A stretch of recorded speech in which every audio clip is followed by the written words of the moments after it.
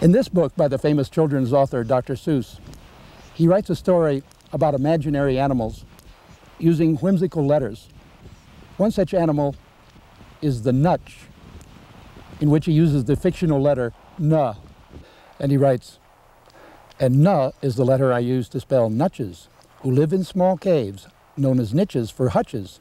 These nutches have troubles, the biggest of which is the fact there are many more nutches than niches." You could say the mountain bluebird has the same problem as Dr. Seuss's nutches. Not enough niches for their nests. But a very special man has come along who's going to change all that. Oh, bluebirds are cavity nesters. In the wild, they find abandoned woodpecker holes and other natural cavities. Since there's a shortage of natural cavities, we are able to help the bluebirds and other cavity nesters by putting out man-made nest boxes. It's the same to the bird. It's a cavity with a little hole in it, and it doesn't seem to mind at all. Idaho's state bird, the mountain bluebird, is found statewide. But near the small town of Prairie, you'll see an unusual abundance of these brightly feathered songbirds, thanks to the efforts of Al Larson.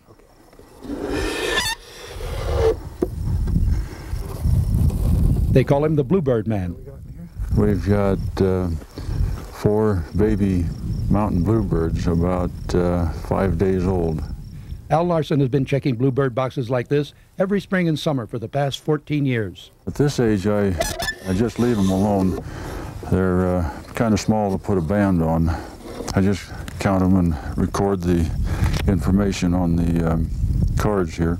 Each of these cards corresponds to one of the 117 bluebird boxes on the route. Al records when each nest is built, tallies the eggs, how many of them hatch, and the number of bluebird young that fledge from the nest. Oh, there's some good-sized babies. I'll be able to band these. The boxes are placed about eye level, facing east, so the birds catch the warmth of the early morning sun and are shadowed during the afternoon heat. I can tell you almost exactly how old they are by giving a little measurement here. That's about 49 millimeters. These guys are about 12 days old. Al bands the young to gather a life history on each bird. Through the years, he's discovered that bluebirds tend to return as adults to the same area where they were fledged. And an adult female will return to the same nest box year after year. So I like to bring the birds out, usually 2 at a time or more than one, so that they'll feel each other together, and it seemed like the sibling contact keeps them quiet. It's quite easy to tell the male from the female in adult birds. The male is bright cobalt blue, shading to a powdery blue on his breast. The female is more gray, with splashes of blue on the tail and main wing feathers or primaries. But with the young, it's a bit more difficult.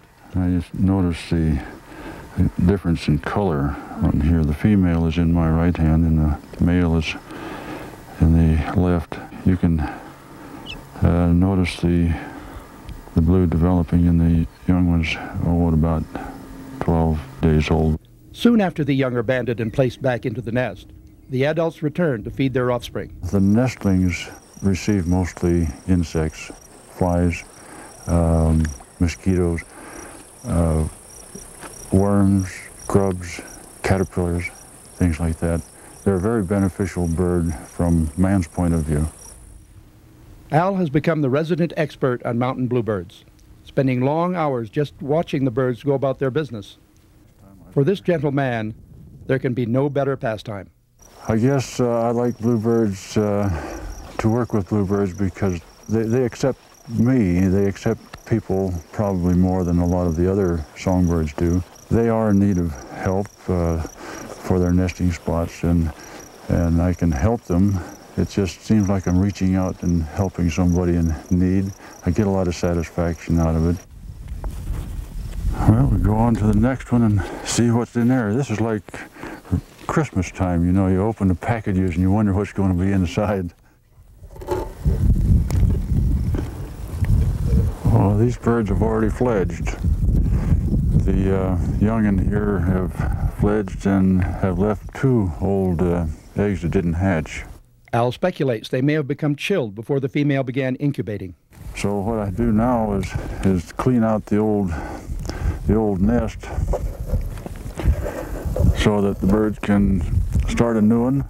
The adult birds can actually bring off 2 sets of young each year, with 5 to 6 eggs in each clutch. A little simple arithmetic demonstrates why Al Larson is known as the bluebird man. 14 years of banding these nestlings has him handling well over 5,000 bluebirds.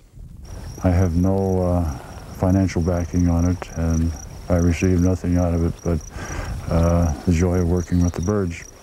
I've got the western bluebird in this box.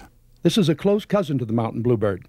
Although the young look very similar, the adult has a bright red breast like a robin and is colored a deeper shade of blue. They're all bluebirds. They're neat to work with.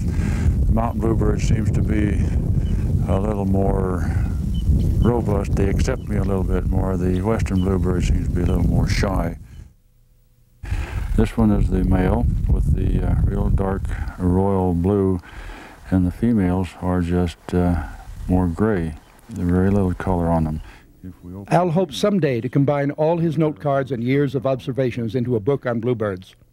But perhaps that would steal time away from what he really loves. I just like to sit there and observe them and watch their family life.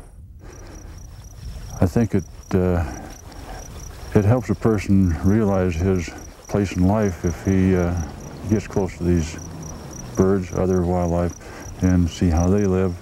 And if you help them out, then you have a more direct part in it.